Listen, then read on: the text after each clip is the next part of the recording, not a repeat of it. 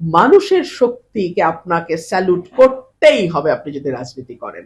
যারা আমাকে ভোট দেয়নি, আমার ব্যাপারে অশালীন কুৎসিত মন্তব্য করেছে বিএনপির পদধারী নেতারা, আমি তাদের কাছেও কৃতজ্ঞ। আমার এই ইলেকশনের প্রস্তুতি কিন্তু 22 দিন বা 25 দিনের প্রস্তুতি না।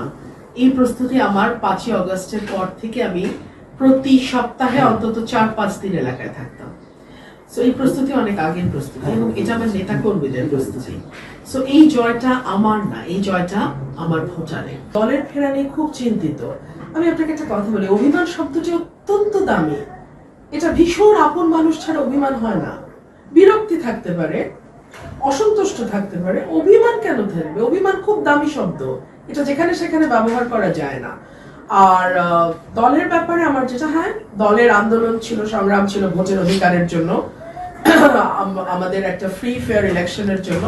সার্টেনলি সেই আন্দোলনে আমি শরীক ছিলাম, কিন্তু একই সঙ্গে দলের 18 মাসের কার্যক্রমে আমরা দেখেছি কি করে মানুষের কাছ থেকে পয়সা আদায় করা যায়, কি করে জুলুম করা যায়, কি করে জমি দখল করা যায়, ব্যবসা দখল করা যায়, বালুর ব্যবসা করা যায়, কি করে দুর্নীতি করে পয়সা কামানো যায়, কি করে রেন্ট সেকিং করা যায়, তদবিরবাজি করা যায়, কি করে চাঁদাবাজি করা যায়। এখন আপনি কি বলতে চান আমি ওগুলোর সঙ্গী হব?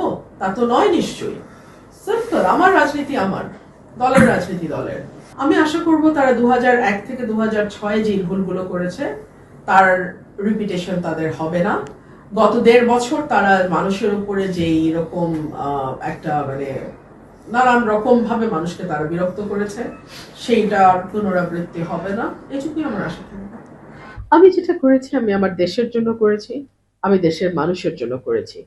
5ই অগস্টের আগে আপনি ভিডিও ফুটেজগুলো দেখবেন, একমাত্র নোন ফেস কোন দল থেকে আপনি আমার চেহারা দেখেছেন।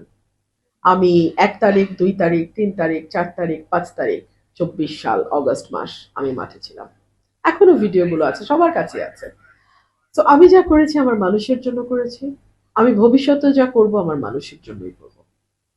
জয়ের পরে করেনি, জয়ের আগে আমাকে যোগাযোগ করেছে যখন দেখছে যে নির্বাচনে একেবারেই মানে নিশ্চিতভাবেই এখানে স্বতন্ত্র হিসেবে আমি জয়ী হতে যাচ্ছি, তখন যোগাযোগ করেছে, বলেছে তাদের সঙ্গে বসলে ভালো হবে, আরো বড় কিছু পাবো, মানে এমপির চেয়েও বড় কিছু পাবো, মন্ত্রিত্ব আর কি হতে পারে।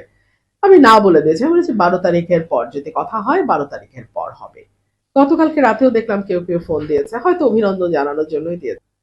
আমাকে তো শুধুমাত্র আমার আসনে প্রতিদ্বন্দ্বীর সঙ্গে লড়তে হয় নাই, বিএনপি এখানে সর্বশক্তি দিয়ে আমার বিরুদ্ধে নেমেছিল এবং তারা বিষয়টা এমন ভাবে নিয়েছিল যে দলের চেয়ে ব্যক্তির ইমেজ ভালো হতে পারে না। আমি রুমিন হয়েছি জাস্ট বিকজ বিএনপি এক সময় করতাম এই জন্য।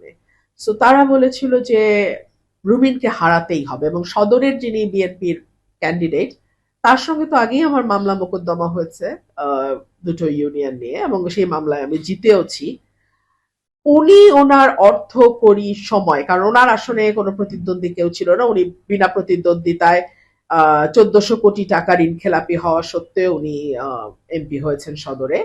তো তিনি তার সর্বশক্তি নিয়ে নেমেছিলেন এবং তিনি তার দিনের বেশিরভাগ সময় সরাইল আশুগঞ্জেই কাটাতেন, আর বাকি সময় সরাইল আশুগঞ্জের যিনি দলীয় প্রার্থী তিনি সদরে কাটাতেন। সো এটা মোটামুটি একটা বিরাট সিন্ডিকেট এগেইনস্ট রুমিন। কিন্তু দেখুন, মানুষের শক্তির কাছে সকল কিছু তুচ্ছ, প্রশাসন তুচ্ছ, দল তুচ্ছ, সিন্ডিকেট তুচ্ছ, টাকা তুচ্ছ। আমি সরকারের সঙ্গে আলোচনা করব, সরকার যদি ভালোই ভালোই আমাকে আলোচনার ফল দেয় আমার মানুষের কাছে গ্যাস যাবে, আর যদি সরকার সেটা না দিতে চায় ঢাকা সিলেট হাইওয়ে তো আছে।